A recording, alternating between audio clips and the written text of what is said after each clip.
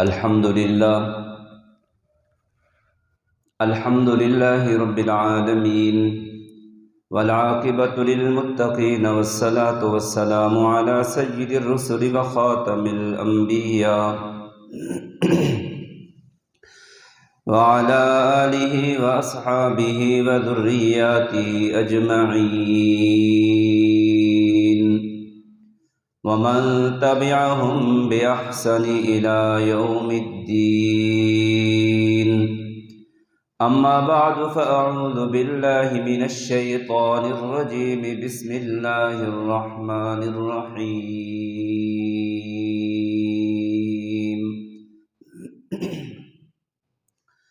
فأولئك يبدل الله سيئاتهم حسنات وكان الله غفورا رحيما. صدق الله وصدق رسوله النبي الكريم. اللهم صل على سيدنا ومولانا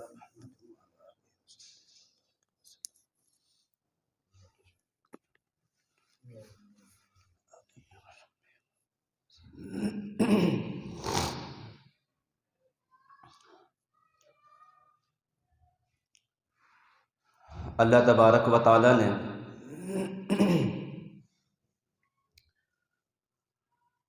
نسبت کے اندر بہت کچھ رکھا ہے،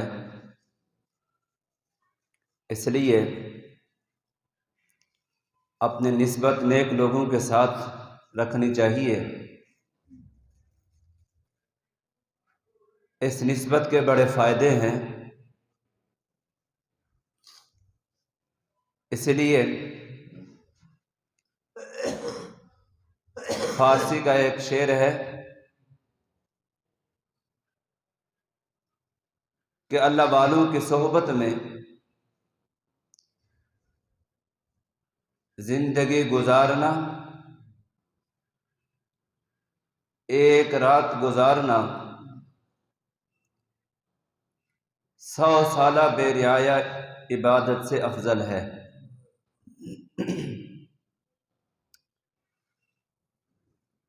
وجہ یہ ہے، اگر نسبت ہے تو یہ عبادت مقبول ہے، نسبت نہیں ہے تو بلعم بن باعورہ 300 سال تک عبادت کرتا رہا، نسبت سے محروم ہوا تو اس 300 سالہ عبادت نے اس کو کوئی نفع نہیں دیا۔ یہی وجہ ہے کہ اللہ تبارک و تعالی نے صحابہ کرام رضوان اللہ تعالی علیہم اجمعین کو یہ جو سب سے اونچا مقام اور اعزاز عطا فرمایا، یہ صحبت پیغمبر کی وجہ سے تھا۔ یہی وجہ ہے کسی صحابی کے نام کے ساتھ نہ حاجی لگانے کی ضرورت ہے، نہ نمازی لگانے کی ضرورت ہے، نہ کہ اور القابات کی ضرورت ہے، صرف اور صرف ان کے ساتھ یہ نسبت ہی کافی ہے کہ وہ صحابی رسول ہے، ان کو صحبت رسول ملی ہوئی ہے۔ یہی وجہ ہے، اسی صحبت کی وجہ سے جو اللہ نے ان کو مقام عطا فرمایا۔ اگر آج کے سارے مسلمان بھی مل جائیں، سارے نیک لوگ مل جائیں، کتب اور ابدال مل جائیں، یہ سارے کے سارے مل کر کے بھی ایک صحابی کے اس مٹی کے ذرات کا مقابلہ نہیں کر سکتے جو چلتے ہوئے ان کے پاؤں کے نیچے آئی تھی۔ وجہ کیا ہے؟ وجہ یہ ہے کہ ان کو جو نسبت رسول ملی تھی، آج وہ مجھے اور آپ کو وہ چیز نہیں مل سکتی۔ اور جب یہ نسبت رسول ملتی ہے اور جب یہ نیک لوگوں کی صحبت میسر ہوتی ہے، اس میں پھر آدمی کے دل کے اندر اللہ کا خوف پیدا ہوتا ہے، اور یہی اللہ کا خوف ہے جس کی وجہ سے آدمی گناہوں سے بچ سکتا ہے۔ اگر اللہ کا خوف نہ ہو، چاہے یہ کتنے ہی وظائف کر لے، کتنے مجاہدات کر لے، ریاضات کر لے، جب تک اللہ کا خوف دل میں نہیں آئے گا تب تک یہ گناہوں سے نہیں بچے گا۔ آپ دیکھیں سیدنا ابو بکر صدیق رضی اللہ تعالیٰ عنہ کتنا اونچا مقام ہے۔ حضور علیہ الصلاۃ والسلام مجلس میں تشریف فرما ہے۔ آپ نے حاضرین سے ایک سوال کیا۔ آپ نے فرمایا کہ وہ آدمی کھڑا ہو جو آج روزہ رکھ کے آیا ہو۔ نگاہ نبوت اٹھی، سامنے کیا دیکھا؟ سیدنا ابو بکر صدیق رضی اللہ تعالیٰ عنہ کھڑے ہوئے۔ عرض کہ حضور روزے سے ہوں۔ آپ علیہ الصلاۃ والسلام نے فرمایا ابو بکر بیٹھ جاؤ۔ آپ بیٹھ گئے۔ تھوڑی دیر کے بعد پھر حضور علیہ الصلاۃ والسلام نے فرمایا کہ وہ آدمی کھڑا ہو جو کسی بیمار کی بیمار پرسی کر کے آیا ہو۔ نگاہ نبوت دیکھتی ہے، مجمع کے اوپر سناٹا ہے۔ کیا منظر دیکھا؟ وہی شخص سیدنا ابو بکر صدیق رضی اللہ تعالیٰ عنہ کھڑے ہوئے۔ عرض کیا حضور ایک بیمار کی بیمار پرسی کر کے آیا ہوں۔ آپ علیہ الصلاۃ والسلام نے فرمایا ٹھیک ہے ابو بکر بیٹھ جاؤ۔ آپ بیٹھ گئے۔ تھوڑی دیر کے بعد پھر آپ علیہ الصلاۃ والسلام نے فرمایا کہ وہ آدمی کھڑا ہو جو کسی تنگ دست کی، جو کسی محتاج کی، جو کسی ضرورت مند کی ضرورت پوری کر کے آیا ہو۔ نگاہ نبوت دیکھتی ہے، مجمع کے اوپر سناٹا ہے۔ آگے دیکھا تو وہی شخص سیدنا ابو بکر صدیق رضی اللہ تعالیٰ عنہ کھڑے ہوئے۔ عرض کیا حضور ایک محتاج کی ضرورت مند کی ضرورت پوری کر کے آیا ہوں۔ آپ علیہ الصلاۃ والسلام نے فرمایا ابو بکر بیٹھ جاؤ۔ بیٹھ گئے۔ تھوڑی دیر کے بعد پھر آپ نے فرمایا وہ شخص کھڑا ہو جو کسی جنازے کے اندر شریک ہوا ہو۔ آپ نے دیکھا مجمع کے اوپر سناٹا تھا۔ پھر وہ شخص سیدنا ابو بکر صدیق رضی اللہ تعالیٰ عنہ کھڑے ہوئے۔ عرض کیا حضور جنازے کے اندر شریک ہو کر کے آیا ہوں۔ آپ علیہ الصلاۃ والسلام نے فرمایا کہ جس آدمی کے اندر یہ 4 صفتیں پائی جائیں، فرمایا کہ جو روزے سے بھی ہے، فرمایا کہ جو کسی بیمار کی بیمار پرسی کر کے بھی آیا ہے، کسی ضرورت مند کی ضرورت پوری کر کے بھی آیا ہے، اور فرمایا کہ جو جنازے کے اندر شریک ہو کر کے بھی آیا ہے، فرمایا کہ جس کے اندر یہ 4 صفتیں ہیں میں محمد گارنٹی دیتا ہوں اور اس کے جنتی ہونے کی، جس کے اندر یہ 4 صفتیں ہیں وہ اللہ کے نزدیک وہ جنتی آدمی ہے۔ یہ مقام تھا، یہ ان کا مقام تھا، اور دل کے اندر اللہ کا خوف تھا۔ جا رہے چلتے چلتے درخت کے نیچے دیکھا ایک جانور بندھا ہوا ہے۔ اس کی طرف اشارہ کر کے کہنے لگے آپ ایک جانور ہیں، آپ چارہ کھائیں گے، زندگی گزار کر کے دنیا سے چلیں گے، کوئی بات پرس نہیں ہوگی، آپ تو ابو بکر سے اچھے ہیں۔ آگے چلتے ہیں، درخت کے اوپر دیکھا چڑیا بیٹھی ہوئی ہے۔ چڑیا کی طرف مخاطب ہو کر کے کہنے لگے آپ کتنا ہی اچھی ہیں، اڑتی رہتی ہیں اور سبز پتے کھاتی رہتی ہیں، دنیا سے چلی جائیں گی، کوئی بات پرس نہیں ہوگی۔ ابو بکر جو چلے گا پھرے گا، کھائے گا پیے گا، اللہ کے ہاں جواب دینا پڑے گا۔ یہ ان کے اندر جو خوف خدا تھا، وجہ کیا تھی؟ وجہ یہی تھی ان کو صحبت رسول میسر تھی، حضور کی طرف نسبت تھی، ادھر اتنا اونچا مقام تھا اور ادھر اللہ کا خوف اتنا تھا۔ ایک مرتبہ حضور علیہ الصلاۃ والسلام نے حضرت حذیفہ رضی اللہ تعالیٰ عنہ کو بلایا اور فرمایا، چند نام دیے، فرمایا کہ یہ منافق ہیں، ان منافقین کے نام بتا دیے، اور یہ رازدان پیغمبر تھے۔ صحابہ حضور علیہ الصلاۃ والسلام کے مزاج کو سمجھ گئے کہ آپ یہ چاہتے ہیں ہر کسی کو معلوم نہ ہو، یہی وجہ آپ کی زندگی مبارک کے اندر کسی نے کوئی سوال نہ کیا۔ جب حضور علیہ الصلاۃ والسلام دنیا سے تشریف لے گئے، پھر بھی صحابہ کرام کوئی پوچھنے کی جرت نہیں کر رہا تھا۔ ایک مرتبہ سیدنا ابو بکر صدیق رضی اللہ تعالیٰ عنہ حضرت حذیفہ رضی اللہ تعالیٰ عنہ کے پاس گئے، عرض کرنے لگے آپ کے پاس آنے کا مقصد یہ ہے، آپ سے میں نے یہ نہیں پوچھنا ان منافقین کے نام کیا کیا ہیں، وہ منافقین کون کون ہیں۔ کہنے لگے مجھے ذرا یہ بتاؤ ان منافقین کے اندر عمر کا نام تو نہیں تھا؟ آپ یہ دیکھیں انہوں نے یہ زندگی کے لمحات کیسے تڑپ تڑپ کر گزارے ہوں گے، کتنا فکر تھی، اور یہ خوف خدا تھا۔ ادھر مقام کیا تھا؟ خواہش پیدا ہوئی کہ مقام ابراہیم پہ نماز پڑھ جائے، اللہ نے قرآن اتار دیا۔ ازواج مطہرات جا رہی ہیں، دل میں خواہش پیدا ہوئی کہ جب گھر سے باہر نکلے تو پردہ کر کے نکلیں، اللہ تبارک و تعالی نے قرآن نازل فرما دیا۔ اور بھی بہت سارے مقامات ہیں جہاں پر عمر زمین کے اوپر سوچتا ہے، اللہ تبارک و تعالیٰ ان کی تائید میں قرآن نازل فرما دیتے ہیں۔ اور جن کو حضور نے کعبے کا غلاف کعبہ کو پکڑ کر اللہ سے مانگا، اور جن کے متعلق حضور نے فرمایا کہ عمر دنیا سے انسان جاتا ہے جیسے جاتا ہے بیٹا گیا باپ روتا ہے، رشتہ دار روتے ہیں، فرمایا کہ عمر جب آپ دنیا سے جاؤ گے میرا اسلام رو رہا ہوگا۔ مقام یہ تھا اور خوف کا یہ عالم تھا۔ وجہ کیا تھی؟ وجہ یہی تھی کہ ان کو جو حضور کی نسبت میسر ہوئی تھی۔ ایک مرتبہ ایک صحابی، رات کا وقت ہے، بیٹھے بیٹھے روزار و قطار رونے لگ گئے، اتنا روئے کہ اہلیہ دیکھ کر کے وہ بھی رونے لگی۔ تو غالباً عبداللہ بن رواحہ تھے، جب زیادہ رو رو کے دیکھا کہ بیوی بھی رو رہی ہے، کہنے لگے آپ کیوں رو رہی ہو؟ وہ کہنے لگی آپ کو میں نے دیکھا آپ اتنا غمگین ہو کر کے رو رہے ہو، اس لیے مجھے بھی رونا آ گیا۔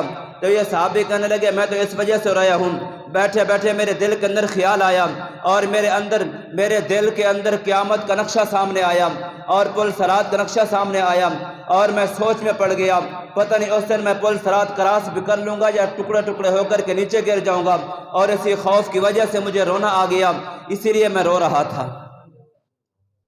یہ وہ صحابہ تھے جن کے متعلق اللہ نے فرمایا تھا رضی اللہ عنہم ورضوا عنہ، میں ان سے راضی ہوں۔ ان کی یہ کیفیت تھی۔ ایک مرتبہ ایک انصاری نوجوان صحابی قرآن کی تلاوت کر رہے ہیں رات کے سناٹے میں، حضور علیہ الصلوۃ والسلام گزرے، جیسے گزرے ان کی تلاوت سننے کے لیے آپ رک گئے، اور وہ پڑھتے پڑھتے اذا السماء انشقت کے اوپر گزرے۔ جب یہ پڑھا اذا السماء انشقت، قیامت کا منظر سامنے آیا کہ اس دن آسمان پھٹ جائے گا، جیسے پڑھا وہ نوجوان رونے لگ گیا، اتنا رویا کہ ہچکیاں بن گئی، اور بالآخر اس کی نماز مکمل تک نہ ہوئی، یعنی اتنا رویا۔ جب اس نے بڑی مشکل سے نماز کو مکمل کیا تو حضور علیہ الصلوۃ والسلام نے اس انصاری صحابی کو فرمایا آپ کے رونے نے آج آسمان کے فرشتوں کو بھی رلا دیا ہے۔ یہ کیفیات تھی ان کی۔ وجہ کیا تھی؟ اللہ کا خوف تھا، اللہ کا خوف تھا۔ حضرت شاہ ولی اللہ محدث دہلوی رحمۃ اللہ تعالی علیہ فرماتے ہیں ہمارے اوپر یہ لازم ہے سب سے پہلے ہم اللہ کا شکر یہ ادا کریں کہ اللہ تبارک و تعالیٰ نے ہمیں انسان بنایا ہے۔ اللہ اگر چاہتا تو گدھا بھی بنا سکتا تھا، کوئی پوچھنے والا نہیں تھا۔ اللہ اگر جانور بنا دیتا، گدھا بنا دیتا، لوگ وزن اٹھاتے چلتے پھرتے چلاتے پھراتے رہتے تھے، اور اگر اللہ چاہتا بندر بنا دیتا، لوگ نچواتے پیسے کماتے، اللہ سے کوئی پوچھنے والا نہیں تھا۔ اللہ تبارک و تعالیٰ نے انسان بنا دیا، اس لیے ہمیں اللہ کا شکر ادا کرنا چاہیے۔ دوسرے نمبر پہ اللہ کا شکر یہ ادا کریں کہ اللہ تبارک و تعالیٰ نے انسان بھی بنایا، انسان کے ساتھ ساتھ اللہ تبارک و تعالیٰ نے عیوبات سے معذوریوں سے بھی اللہ نے پاک کر دیا۔ آج اگر یہ میری زبان نہ ہوتی تو معاشرے کے اندر میں گونگا کہلاتا، بول نہ سکتا۔ اگر یہ آنکھیں نہ ہوتی تو اندھا کہلاتا، اگر یہ میرے کان نہ ہوتے سنائی نہ دیتے تو بہرا گونگا کہلاتا، اور اگر یہ ٹانگیں نہ ہوتی تو لنگڑا کہلاتا، اگر یہ میرے ہاتھ نہ ہوتے تو معذور کہلاتا، اس لیے اگر عقل نہ ہوتی تو دیوانہ اور پاگل کہلاتا۔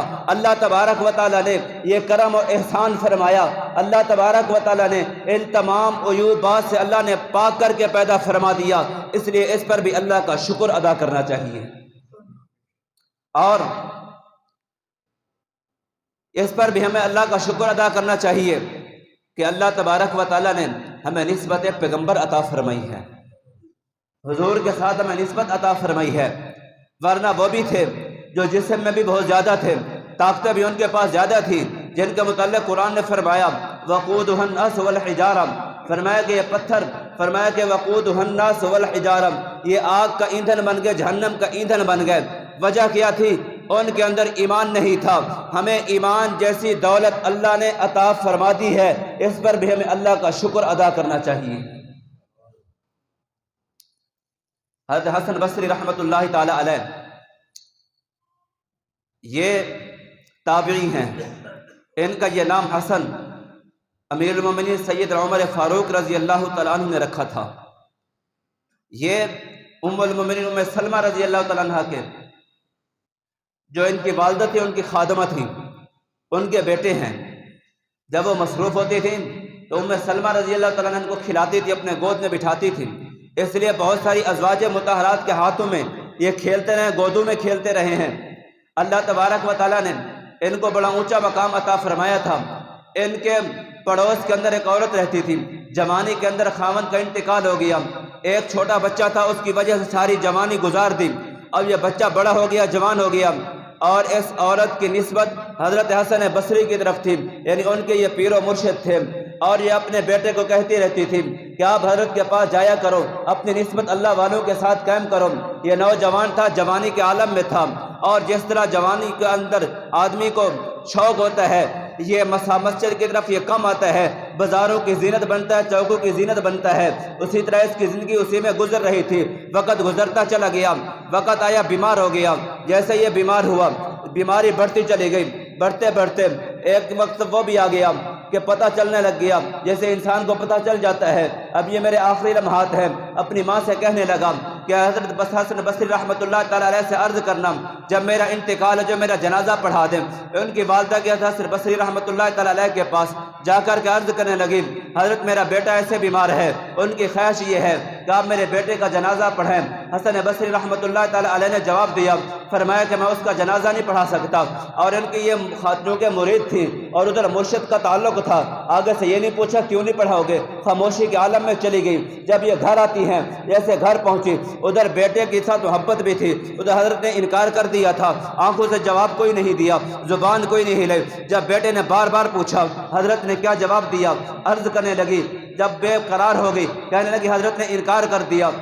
اس نوجوان نے کہا اچھا حضرت نے بھی انکار کر دیا نماز جنازہ پڑھانے سے، تو کہنے لگا جب میرا انتقال ہو جائے تو اس وقت اس طرح کرنا، میرے پاؤں کے اندر رسی ڈال کر کے مجھے گھسیٹتے ہوئے روڑی کا اوپر ڈال دینا، اس لیے کہ میں تو توبہ نہ کر، میں تو توبہ بھی اگرچہ کر رہا ہوں، تاکہ میرے نوجوان جو دوست ہیں وہ مجھے دیکھ کر کے عبرت حاصل کر لیں۔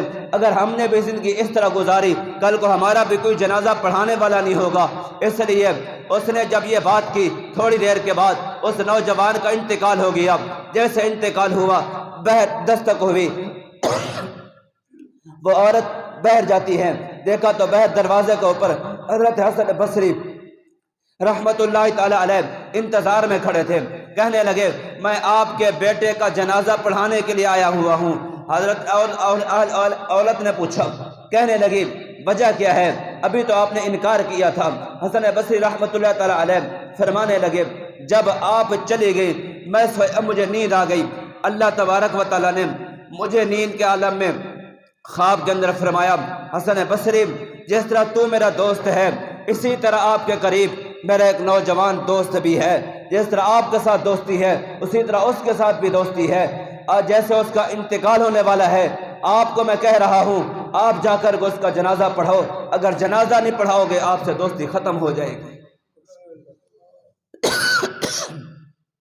تو بھائی میرا رب قادر ہے، اللہ قادر ہے، وہ رب چاہے تو رات کو دن میں بدل دے، وہ چاہے تو رات کو دن میں بدل دے، دن کو رات میں بدل دے، سردیوں کو گرمی میں، گرمیوں کو سردیوں میں بدل دے۔ وہ رب چاہے تو نیکی، تو وہ رب چاہے تو برائیوں کو نیکی میں بدل سکتا ہے۔